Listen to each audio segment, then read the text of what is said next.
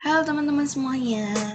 Jadi hari ini Cici akan membahas singkat aja ini tentang materi turunan parsial. Nah, jadi sebelum kalian belajar tentang turunan parsial, kan harus tahu dulu apa sih turunan itu. Oke, jadi sekarang Cici akan jelasin dulu turunan itu kayak gimana. Buat kalian yang udah tahu, boleh skip. Kalau kalian belum tahu, berarti kan nonton aja. Jadi, kalian harus tahu dulu, turunan atau nama lainnya adalah diferensial. Itu ini. Nah, itu misal ya, JC punya yang namanya X pangkat N. JC mau turunkan. Itu berarti, tunggu. JC akan kasih lambang dulu ya guys, supaya kalian nggak bingung. Jadi misalkan JC punya fungsi fx sama dengan x pangkat n. Kalau kalian mau turunkan si fx ini, turunkan x pangkat n ini, berarti turunannya itu akan jadi f aksen x. Aksen di sini menandakan bahwa dia adalah suatu turunan.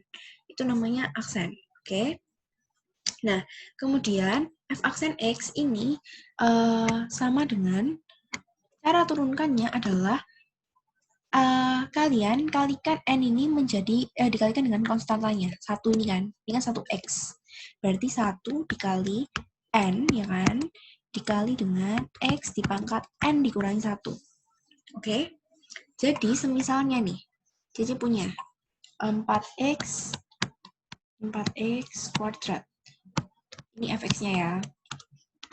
Berarti f aksen x-nya adalah sebesar 4 dikali 2, dikalikan dulu ya. Jadi pangkatnya diturunkan dulu, dikalikan dengan konstantanya, kemudian kali dengan variabelnya dipangkat dengan 2 dikurangi 1. Karena turunan berarti dia pangkatnya dikurangi 1. Intinya kayak gitu. Jadi nanti hasilnya adalah sebesar 8x. Oke, sekarang ini adalah turunan pertamanya, atau f aksen x. Nah, kalau CC mau cari turunan kedua, berarti f double aksen x, double aksen, aksennya ada 2, artinya turunan kedua, f double aksen x sama dengan 8 dikali dengan, pangkatnya kan 1, berarti dikali dengan 1, dikali dengan, x, pangkat 1 min 1. Berarti ini kan 8x pangkat 0. Hasilnya adalah 8 dikali 1 sama dengan 8. Ingat, segala bilangan dipangkatkan dengan 0, hasilnya adalah 1. Oke, jadi berapapun bilangan dipangkatkan 0, hasilnya sama dengan 1. Sip. Sekarang misalkan Cici mau cari lagi turunan ketiga, f triple aksen x sama dengan, berarti kan tadi f double aksen x kan 8. Dia sudah tidak punya variabel x sama sekali. Padahal kita harus menurunkan terhadap x. Nah, karena sudah tidak ada variabel x sama sekali, atau dalam artian x-nya di pangkat 0 tadi itu, maka 8 jika diturunkan itu hasilnya 0. Oke? Yaudah, ini intinya yang mau kita pelajari di turunan parsial. Nah, oke. Kalau turunan biasa kan kayak gini guys. Nah, nanti turunan parsial itu kalian bisa turunkan variabelnya bisa 2, bisa x, y, dan y. Kemudian kalian bisa turunkan terhadap x, terhadap y. Jadi nanti kalian akan bermain-main di sana. Tapi nuruninnya bisa lebih dari sekali, C. Bisa. Turunin parsial itu memang bisa lebih dari sekali. Gitu ya. Nah, kalau misalnya saya mau gambar turunan parsial itu anggapnya seperti ini. Misal ya, saya punya set x, y. Ini x, bukan x aksen. Ya, ini x, y. Oh no, sorry. Maksudnya CC, fungsi z.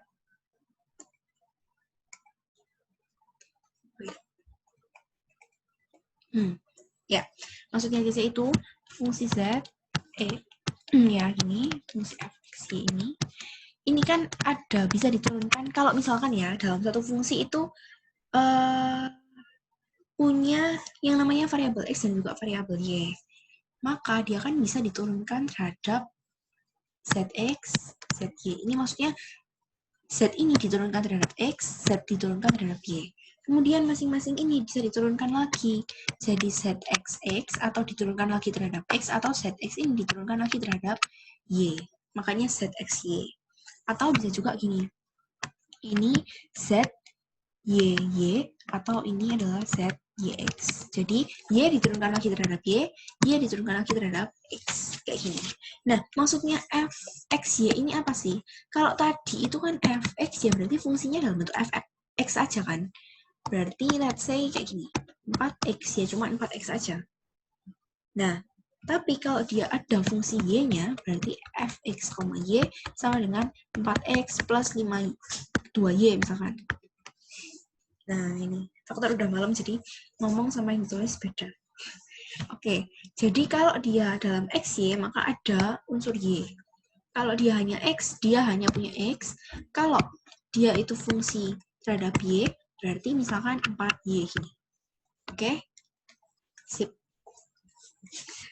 Sebentar, Cici mau screenshot dulu, nanti akan Cici kirim.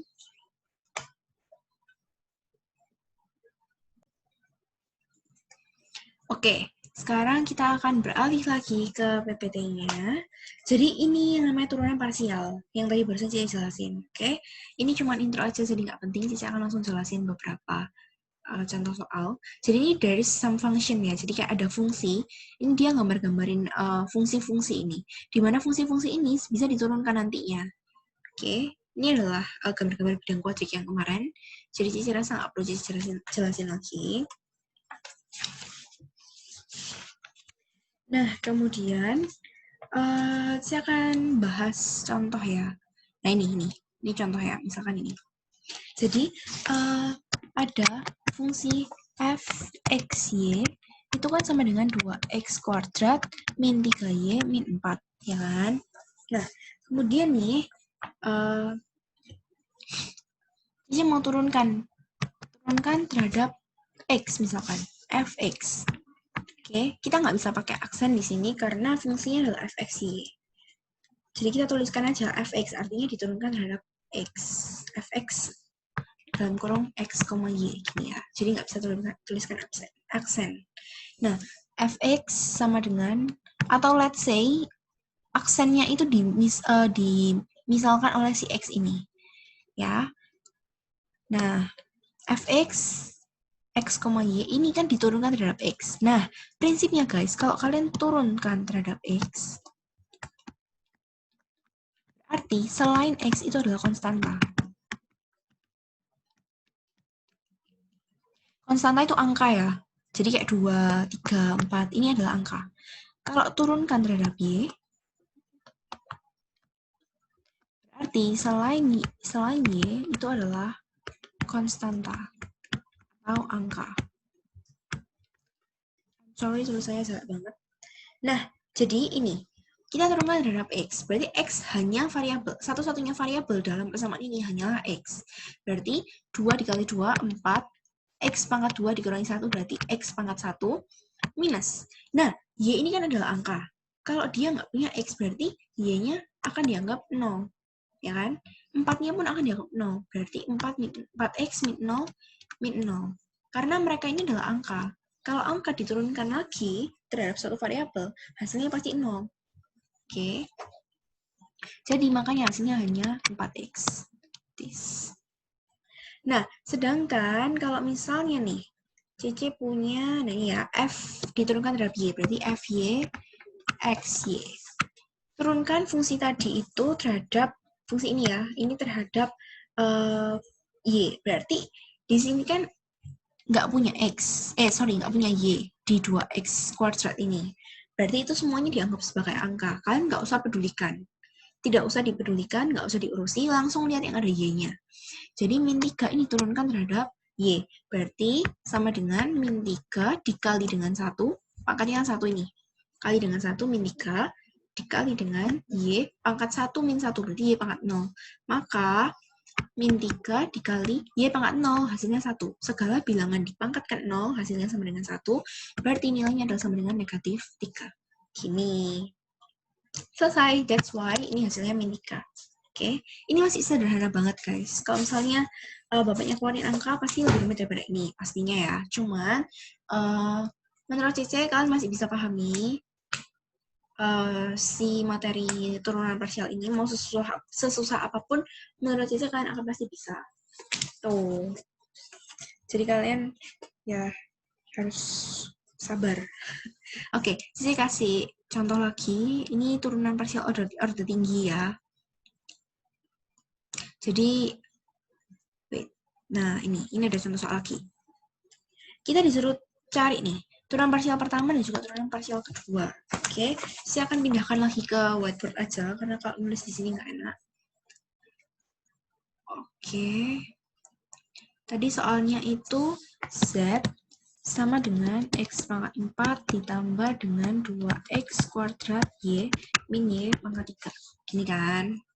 Nah, oke. Sekarang, oke. Mau ini dulu, mau ngomong dulu. Mungkin ada beberapa dari kalian yang bingung ya terhadap turunan parsial ini apa sih? Kok bingung sih aku?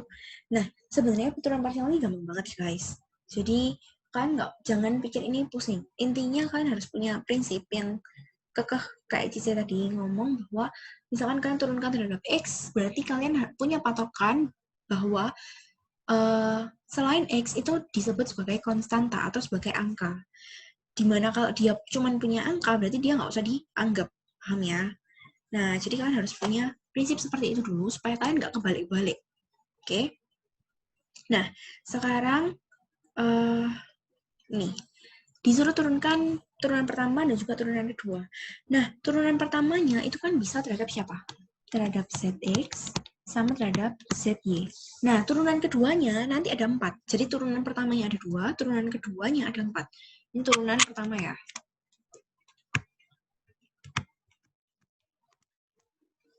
Nah, nanti Cici akan jelasin tentang turunan keduanya. Turunan pertamanya itu kan ZX. Berarti turunkan fungsi Z ini terhadap X. X-nya ada, berarti kita turunkan seperti biasa. 4X pangkat 3. Caranya udah tahu ya tadi ya di awal. Terus kemudian cek lagi. Oh, di sini punya X. Berarti 2 dikalikan dengan 2, 4 ya. Anggapannya ini kan Y juga angka. Berarti let's say gini lah guys caranya ya. 2 dikali dengan Y tadi itu, dikali dengan ini diturunkan, pangkatnya dikalikan ke bawah, kemudian dikalikan dengan X di pangkat 2 min 1. Nah, caranya kayak gini. Yang udah paham boleh skip, boleh next aja. Kalau kalian udah paham tentang turunan parsial, nggak mau nonton juga nggak apa-apa, komen aja di bawah langsung NRP nama kalian, sama jadi nanti komennya NRP underscore nama underscore matop gitu ya. Nanti Cici akan tulis di akhir video.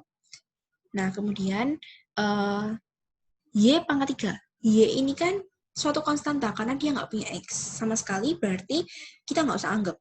Nah, selesai sampai di sini berarti turunannya adalah 4X pangkat 3 ditambah dengan 4Y pangkat 4YX pangkat 1. Oke, 4YX atau 4XY. Sedangkan untuk si ZY atau Z diturunkan terhadap Y, berarti X pangkat 4 ini nggak usah dianggap, karena di sini kita cuma punya angka. Kalau kita turunkan hasilnya 0, ini 0. Berarti ini juga 0. Oke, 0 ditambah dengan 2X kuadrat Y. Berarti Y ini kan variabelnya, X angkanya. Karena kita turunkan terhadap Y. Berarti 2 dikali dengan dikali dengan X kuadrat karena dia sebagai konstanta ya. Kemudian Y-nya ini 1 dikurangi 1. Ini dikali 1. Nah, oke. Kemudian ini dikurangi dengan Y pangkat 3. Berarti 3Y kuadrat. Turunkan semua yang hanya punya Y. Intinya begitu. Berarti 2 dikali 1, 2. X kuadrat. Berarti 2X kuadrat. Y pangkat 0. Y pangkat 0 itu adalah 1. Ya kan? Karena dia adalah 1, maka di sini nggak usah ditulis. Berarti turunannya hanya 2X kuadrat min 3Y kuadrat. Oke. Ini untuk turunan pertamanya. Saya akan screenshot dulu sebentar.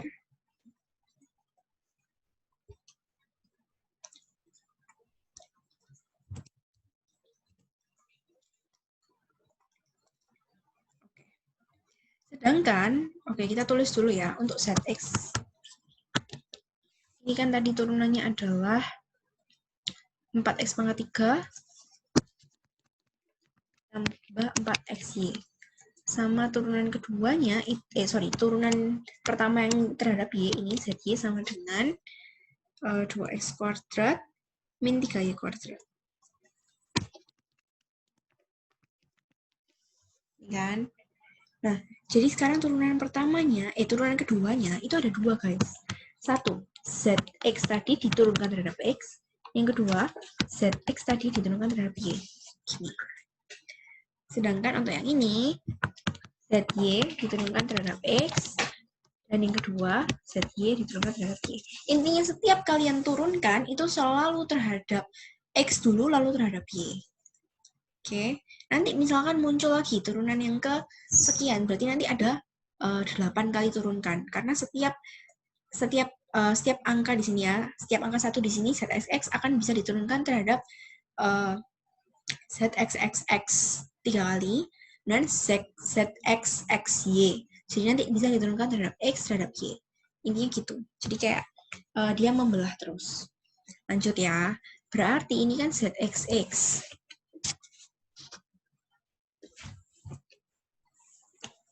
Sebentar ya, Ci ngecas. Oke. Nah, jadi turunkan terhadap x. Berarti yang punya x saja yang dianggap. Kebetulan di sini punya x semua, berarti ini jadi 12x kuadrat ditambah dengan, ini kan 1 ya, berarti 4y. Selesai. Oke, kenapa kok x-nya hilang, C? Karena ini x-nya pangkat 1. Dikurangi 1 berarti 0. Berarti x pangkat 0 sama dengan 1. Anggapannya di sini dikali 1. Lanjut. zxy, berarti turunkan terhadap y. Di sini nggak punya x, berarti nggak usah dianggap. Yang di sini ya.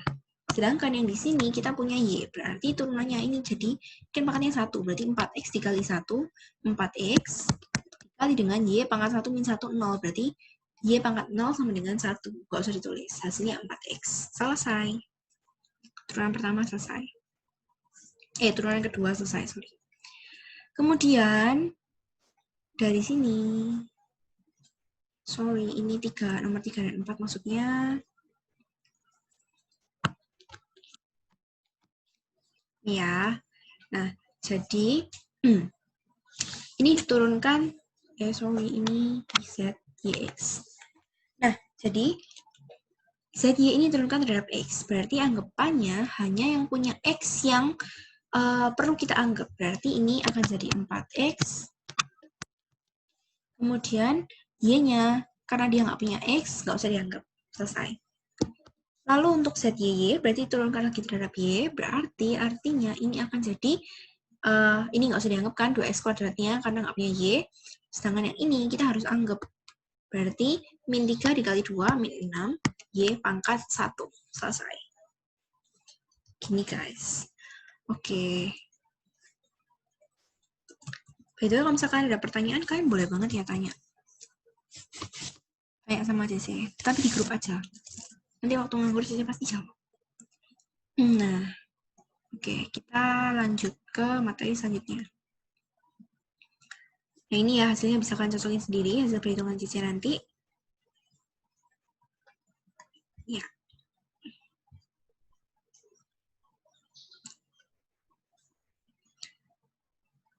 Oke.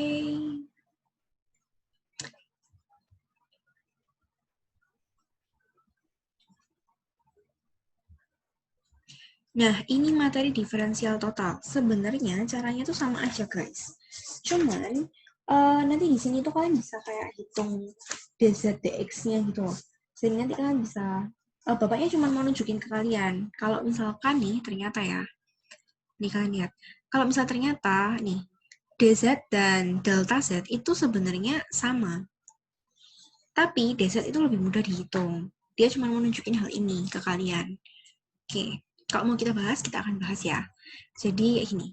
Kita punya contoh soal, kayak gini kan. Ini kita suruh tentukan dz-nya berapa. Nah, dz itu rumusnya itu ini. Nih.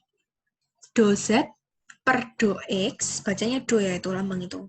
Do z per do x dx ditambah dengan do z per dy Dapat dari mana C rumus ini? Intinya Z ini kan bisa diturunkan terhadap X. Kemudian bisa diturunkan terhadap Y. Makanya rumusnya itu jadi Z per x kali dx ditambah dengan z per y dikali dengan dy. Nah, seperti itu. Ngerti ya? Jadi atasnya ini pasti X. Nah, lanjut. Setelah kita turunkan, ini artinya kan ZX, ini kan artinya ZY, ya toh? Nah, kita masukin hasil turunannya. Kita cek ya. ZX itu kan, ini turunkan terhadap X, berarti 2X ditambah dengan 3Y. Karena X-nya pangkat 1. ZY-nya itu kan 3X min 2Y. Oke? Oke.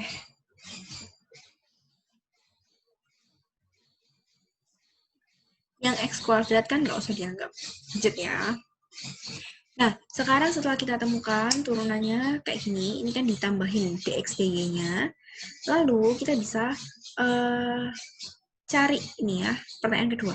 Jika X berubah dari 2 ke 2,05 dan Y berubah dari 3 ke 2,96, bandingkan nilai DZ dan delta X. Nah, sekarang kalian lihat. X kan sama dengan 2. Ya kan? Kemudian X aksennya itu kan 2,05. Nah, maka dari itu selisihnya itu akan menjadi dx sama dengan delta x sama dengan 0,05. Sedangkan y sama dengan 3 itu ternyata berubah menjadi 2,96. Berarti y aksennya itu sama dengan 2,96. Di mana deltanya itu adalah sebesar minus 0,04. Nah, kemudian delta itu selisih ya guys, buat yang nggak tahu. Nah, kemudian kita tinggal masukin aja ke rumus dx yang sudah kita dapat. X-nya kan tadi 2. Berarti di sini masukin 2. Y-nya kan sama dengan 3. Berarti masukin di sini 3. Lalu X-nya di sini 2. Y-nya di sini 3. Ya toh? Setelah itu, dx-nya ini kita masukin nilai sebesar 0,05. Oke, dan dy-nya itu kita masukin sebesar 0,04. Nah, ini kan bisa lihat di sini. Oke, dan setelah dihitung ternyata hasilnya 0,65. Sedangkan kalau misalnya kalian mau hitung dengan delta Z, rumus delta Z, itu kan sama dengan misalkan 2,05, X-nya diganti dengan 2,05 maksud CC, kemudian Y-nya diganti dengan 2,96, kemudian dikurangi dengan, sorry ini aksen, ini X dan Y-nya. Nah, kayak gini. Jadi, kalian gantikan angkanya. Oh, ternyata setelah kalian masukkan ke dalam rumusnya yang mana, C? Rumusnya itu yang ini. Yang awal ini tadi. Itu nilainya sebesar 0,6449. Dimana kalau dibuletin, itu hasilnya sama-sama 0,65. Nah, Bapaknya ini mau nunjukin ke kalian bahwa kalau hitung DZ, hitung D, itu lebih gampang daripada hitung delta. Seperti itu. Karena kalau delta itu koma-komaan banget. Gitu ya. Oke, kemudian, nah ini aturan rantai. Aturan rantai ini harusnya kok masuk di pertemuan selanjutnya ya. Tunggu saya cek. Oh enggak ternyata. Oke, jadi saya ajarin di video selanjutnya aja, biar ini nggak kepanjangan ya. Oke guys, thank you for watching. Jangan lupa komen, NRP, underscore nama, lengkap ya, lengkap. Karena nama kalian ada yang kembar-kembar juga, jadi Cici biar chatnya gampang. Matop. Ini ya, sip. Thank you guys.